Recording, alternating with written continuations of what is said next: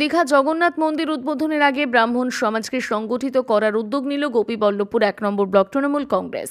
মুখ্যমন্ত্রীর নির্দেশ মতো সোমবার ব্লকের ব্রাহ্মণ পণ্ডিতদের সংবর্ধনা দিল ব্লক তৃণমূল। এদিন ব্লক তৃণমূলের পক্ষ থেকে গোপীবল্লভপুর বাজারের বুকে একটি সংবর্ধনা সভার আয়োজন করা হয়। উপস্থিত ছিলেন ঝাড়গ্রাম জেলা তৃণমূলের সভাপতি দুলাল মুর্মু, গোপীবল্লভপুর ১ নম্বর ব্লকের তৃণমূলের সভাপতি হেমন্ত ঘোষ সহ ব্লকের তৃণমূলের নেতৃত্বরা। এদিনের কর্মসূচিতে ব্রাহ্মণ পণ্ডিতদের সংবর্ধিত করার জন্য উপহার ও সাম্মানিক দক্ষিণা প্রদান করা হয়। কর্মসূচি সম্পর্কে ব্লক তৃণমূলের সভাপতি হেমন্ত ঘোষ বলেন, মমতা বন্দ্যোপাধ্যায়ের হাত ধরে দীঘাতে আগামী ৩০শে এপ্রিল জগন্নাথ মন্দিরের দ্বারোদ্ঘাটন হবে। তার আগে মুখ্যমন্ত্রীর নির্দেশ মতো ব্রাহ্মণ পণ্ডিতদের সংবর্ধিত করা হলো।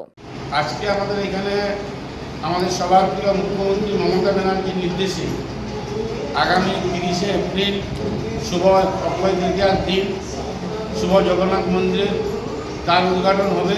সেই উপলক্ষে আমাদেরকে নির্দেশ দেওয়া ছিল। আজ সারা পশ্চিমবাংলাব্যাপী আমার সমস্ত ব্রাহ্মণ সমাজকে সংবর্ধনা দেব।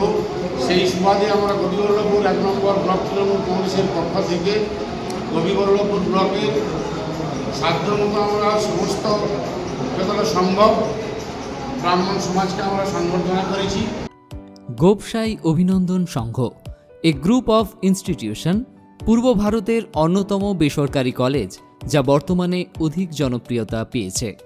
পশ্চিম মেদিনীপুরের চন্দ্রকোনা টাউনে গড়ে ওঠা এই কলেজে বর্তমান সেশনে ভর্তি চলছে।